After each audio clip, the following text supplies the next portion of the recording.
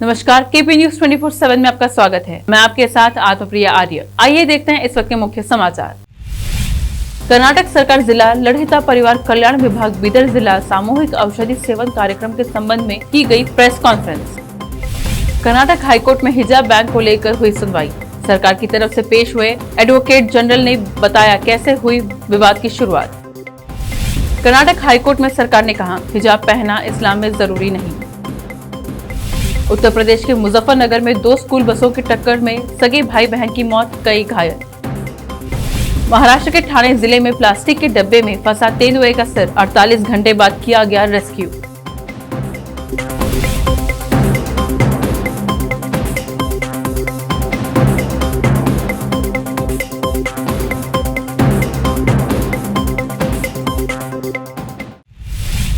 अब समाचार विस्तार से। कर्नाटक सरकार जिला लड़हिता परिवार कल्याण विभाग बीदर जिला सामूहिक औषधि सेवन कार्यक्रम का 21 फरवरी से 20 मार्च तक आयोजित किया गया है। इस संबंध में जिला आरोग्य और कुटुंब कल्याण अधिकारी कार्यालय में बीदर में एक प्रेस कॉन्फ्रेंस की गई, जिसमें डीएचओ बीदर डॉक्टर रतिकांत स्वामी और डिस्ट्रिक्ट मलेरिया अफसर डॉक्टर संजीव कुमार पाटिल के अलावा दूसरे उपस्थित थे।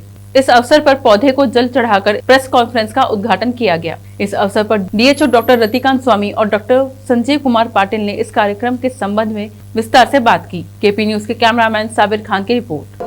बीदर जिले में अभी हम एमडीए कार्यक्रम, एमडीए बोले तो मास ड्रग एडमिनिस्ट्रेशन, ये जो अनेकाल रोग बोलते हैं ना, एलिफेंटियासिस, ये एलिफेंटियासिस के लिए हमने ये कार्यक्रम रख लिए।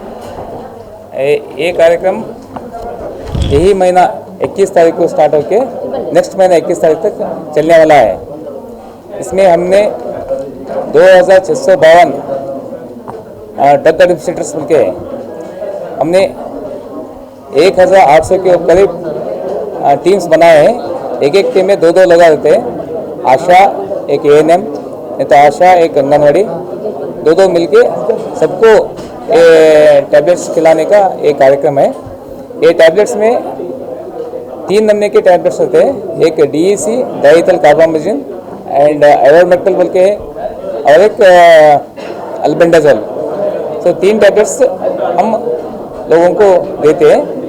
ये पहले के राउंड्स को ये राउंड्स को क्या डिफरेंस है बोले तो, पहले के राउंड्स में हम ड्रग्स देते थे लेकिन लोग नहीं खाते थे, लोगों का पब्लिक कॉम्प्लेंस बहुत कम था। अभी क्या है, डॉट्स बोल के हमने निकाला है। डॉट्स बोले तो डायरेक्टली ऑब्जर्व ट्रीटमेंट।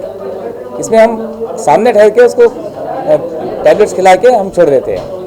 तो मेरा रिक्वेस्ट ये है कि सभी लोग बोले तो हम 2 साल के बच्चे के 2 साल के अंदर के बच्चों को हम नहीं देते हैं, और प्रेग्नेंट लेडीज़ को भी हम नहीं देते टैबलेट्स, और सीरियसली इल जो पेशेंट रहते हैं ना, उनको भी ये टैबलेट्स हम नहीं देते हैं। बाकी सभी लोगों को हमने ये टैबलेट देते हैं। गुजारिश ये है कि सभी लोग, हमारे जो आरोग्य सिब्बंदी है, स्टाफ है, हेल्थ स्टाफ, जो जब हम घर को आते हैं ना, तो इसको मना नहीं करना। ये डिसीज़ मुक्त करने के लिए हमने ये टैबलेट दे रहे हैं। इसका लोग समझ के ये टैबलेट खा लेना है। Thank you. Doctor Ratikant Swami, DHO Bidar. ये जो त्रिवली ड्रग है ना, ये सामूहिक औषध सेवन बोल के हम फैलेरिया रोग का, आने काल रोग का निर्मूलन के लिए ये कार्यक्रम चल रहा है। इसमें 3 ड्रग रहता है, एक आयोरमेक्टिन, डीईसी और अल्बेंडाजोल। ऐसा एक साथ लेने से ये हमारे जिस्म से फैलेरिया रोग निर्मूलन हो जाता है। इसलिए हम साल में एक बार ये त्रिवली ड्रग का ये दे देते हैं। उसको लोगों को हम डॉट मोड पे देते थे। कैसे बोले तो घर जाके हमारे आंगनवाड़ी टीचर या आशा या हमारे हेल्थ वर्कर रहेंगे, वो पहला 5 दिन 21 से 25 तक ग्रुप एक्टिविटी करते। ग्रुप एक्टिविटी बोले तो हम स्कूल, कॉलेजेस, हॉस्टल्स, ऐसे फैक्ट्रीज, और जो लोग ज़्यादा लोग मिल के रहते हैं ना, वैसे एक्टिविटीज़ में हम 5 दिन कर रहे हैं। उसके बाद पल्स पोलियो का कार्यक्रम है 5 दिन। उसके बाद 3 तारीख से 11 तारीख तक क्या है, हाउस होल्ड एक्टिविटी बोलते, कम्युनिटी अप्रोच बोले तो घर घर जाके दवाई खिलाते। वो भी ऐसा पहले की जैसा दवा हाथ में देने का या उनको दे के आने का नहीं है। हमारे लोग सामने उनके सामने तीनों ड्रग्स दे के खिला के वापस आएंगे, और जो मिस हो जाते हैं उनको फिर से हम दूसरे दिन जाके गोलियां खिलाएंगे। इससे क्या हो जाता है, 100% कंप्लेंट्स, 100% कंज्यूमशन हुआ तो हम ये रोग से निर्मूलन होने का चांसेस है। आपका मीडिया वालों को ये निवेदन है कि ये सभी आईसी अच्छा करके लोगों को ये खाने से ये फायदा है बोल के बताया तो ये हमारे डिस्ट्रिक्ट से ये रोग जा सकता है, ऐसा हमारा उम्मीद है। 100% कर लेंगे और ये गोली खा के निर्मूलन कर देंगे। Doctor Sanjeev Kumar Patil, district malaria officer, Bidar. हिजाब पर जारी विवाद को लेकर कर्नाटक हाईकोर्ट में सुनवाई जारी है। शैक्षणिक संस्थानों में हिजाब पर प्रतिबंध को चुनौती देने वाली याचिकाओं पर सुनवाई के दौरान सीनियर एडवोकेट एएम डार ने कोर्ट में बताया कि कोर्ट की आपत्ति को देखते हुए उन्होंने 5 छात्राओं की ओर से नई याचिका दायर की है, जिस पर अदालत 21 फरवरी को सुनवाई करेगी। याचिकाकर्ता ओर से पेश हुए वरिष्ठ अधिवक्ता प्रोफेसर रवि वर्मा कुमार ने कर्नाटक उच्च न्यायालय से लाइव स्ट्रीमिंग कार्यवाही को बंद करने और निलंबित करने का आग्रह किया। कुमार का कहना है कि लाइव स्ट्रीमिंग प्रतिकूल हो गया है। कर्नाटक हाईकोर्ट ने कहा कि लोगों को सुनने दें कि उत्तरदाताओं का क्या रुख है। कर्नाटक सरकार की ओर से एडवोकेट जनरल ने बहस शुरू की और कहा कि राज्य सरकार ने यह स्टैंड लिया है कि हिजाब इस्लाम में आवश्यक धार्मिक प्रथाओं के तहत नहीं आता है। बड़ी राजनीतिक हस्तियों का आम लोगों के बीच यात्रा करना और उनका हालचाल लेना सियासत में नया ट्रेंड बन गया है। इससे पहले इसे सराहा भी जाता है, लेकिन कभी कभी ऐसा वीआईपी मूवमेंट परेशानी का सबब भी बन जाता है। दरअसल रेल मंत्री अश्विनी वैष्णव ने शुक्रवार को मुंबई की लोकल ट्रेन में बीजेपी के कई नेताओं के साथ आम यात्रियों के बीच यात्रा की। उन्होंने वड़ा पाव का आनंद लेने के साथ चाय की चुस्कियां भी ली, लेकिन उनके लोकल ट्रेन में सफर करने से भारी भीड़ जुट गई। तमाम यात्री ट्रेन में चढ़ नहीं पाए और जो पहले ही ट्रेन में थे उन्होंने गंतव्य पर न उतर पाने की शिकायत भी की। रेल मंत्री अश्विनी वैष्णव ने शुक्रवार को मुंबई रेल नेटवर्क के ठाणे और दिवा स्टेशनों के बीच 2 रेलवे लाइन के निरीक्षण के लिए एक लोकल ट्रेन से यात्रा की। रेलवे स्टेशन के बाहर एक स्टॉल पर उन्होंने वड़ा पाव भी खाया। कर्नाटक हाईकोर्ट में हिजाब विवाद पर सुनवाई जारी है। शुक्रवार को सुनवाई के दौरान सरकार की तरफ से एडवोकेट जनरल ने कहा कि हिजाब इस्लाम का जरूरी हिस्सा नहीं है। बता दें कि 14 फरवरी से लगातार बड़ी बेंच इस मामले पर सुनवाई कर रही है। इससे पहले कोर्ट में छात्राओं की तरफ हिजाब के पक्ष में 2 दलीलें दी गई थी।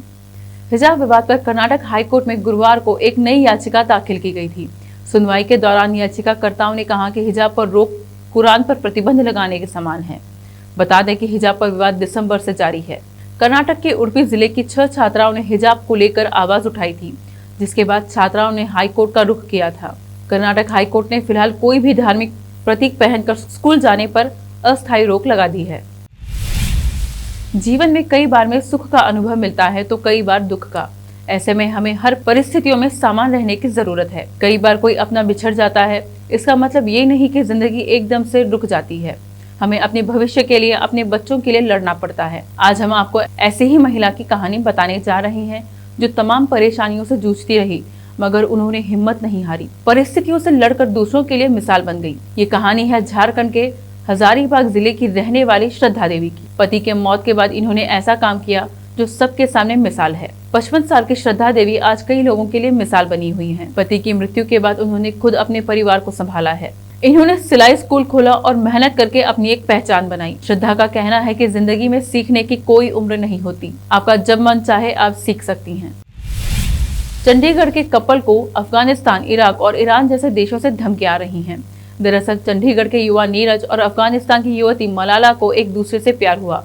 उनका प्यार परवान भी चढ़ा। दोनों ने 2 साल पहले शादी कर ली, लेकिन लड़की के परिवार में कुछ लोग ऐसे हैं जिन्हें उनकी ये शादी मंजूर नहीं है और वो उनकी जान के दुश्मन बन चुके हैं। अब इन दिनों दोनों को जान से मारने की धमकियां मिल रही हैं। दोनों पति पत्नी परेशान हैं। इन्हें लगातार फोन कॉल्स आ रहे हैं जिसमें जान से मारने की बात कही जा रही है। मलाला ने बताया कि चाचा उनके परिवार को भड़का रहे हैं। फिलहाल दंपति ने थाने में इसकी शिकायत दर्ज करा दी है। उत्तर प्रदेश के मुजफ्फरनगर जिले में 2 स्कूल बसों की टक्कर में भाई बहन समेत 2 विद्यार्थियों की मौत हो गई, जबकि कई अन्य गंभीर रूप से घायल हो गए। पुलिस ने शुक्रवार को यह जानकारी दी।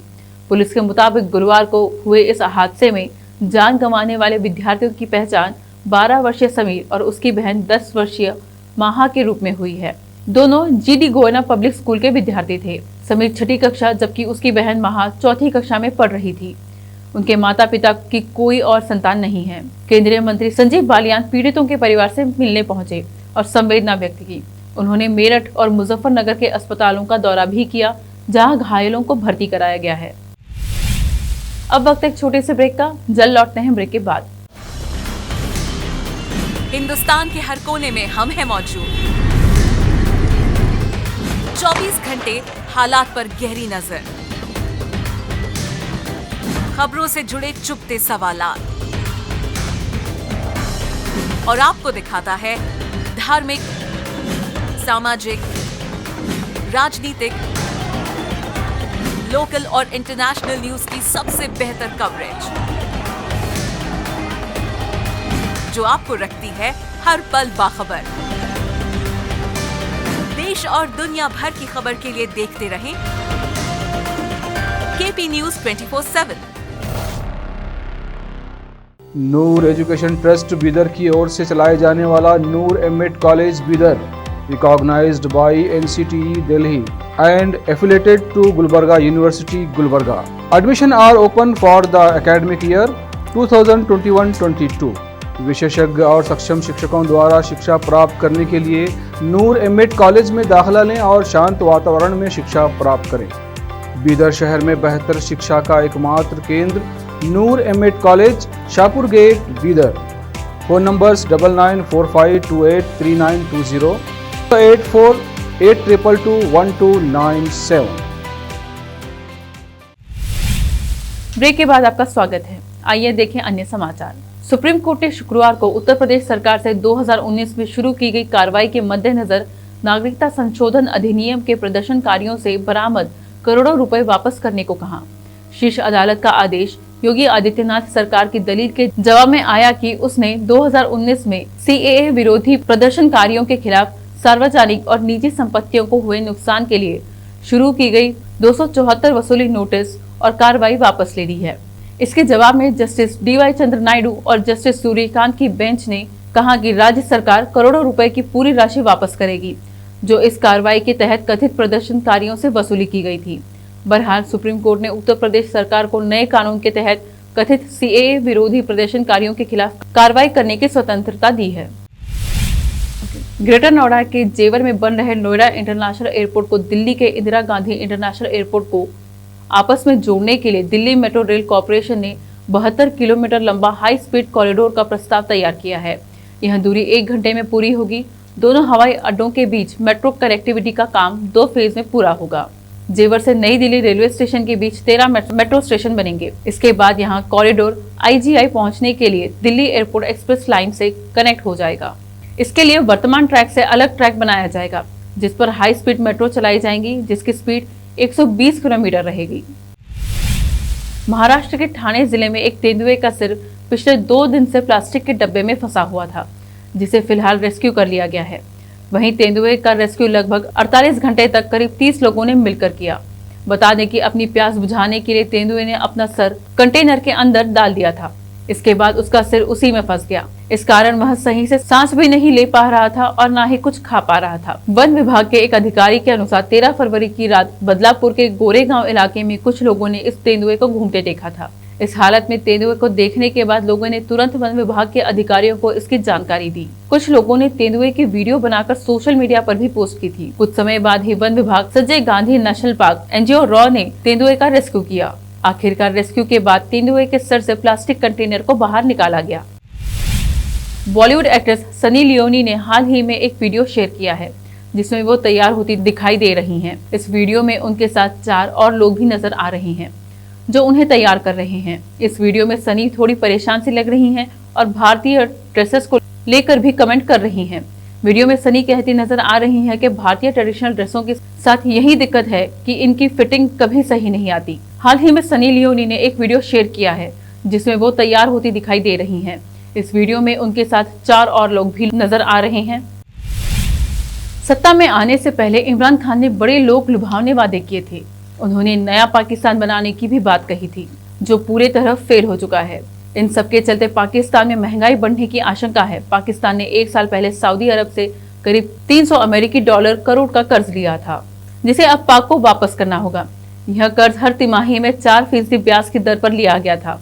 एक रिपोर्ट में साफ किया गया है कि महंगाई में भारी बढ़ोतरी से मांग में कमी आ सकती है। इसका सीधा असर पड़ेगा। आखिर में फिर एक बार देखते हैं मुख्य समाचार। कर्नाटक सरकार जिला लड़हिता परिवार कल्याण विभाग बीदर जिला सामूहिक औषधि सेवन कार्यक्रम के संबंध में की गई प्रेस कॉन्फ्रेंस। कर्नाटक हाईकोर्ट में हिजाब बैन को लेकर हुई सुनवाई। सरकार की तरफ से पेश हुए एडवोकेट जनरल ने बताया कैसे हुई विवाद की शुरुआत। कर्नाटक हाईकोर्ट में सरकार ने कहा हिजाब पहनना इस्लाम में जरूरी नहीं। उत्तर प्रदेश के मुजफ्फरनगर में 2 स्कूल बसों की टक्कर में सगे भाई बहन की मौत, कई घायल। महाराष्ट्र के ठाणे जिले में प्लास्टिक के डब्बे में फंसा तेंदुए का सिर, 48 घंटे बाद किया गया रेस्क्यू।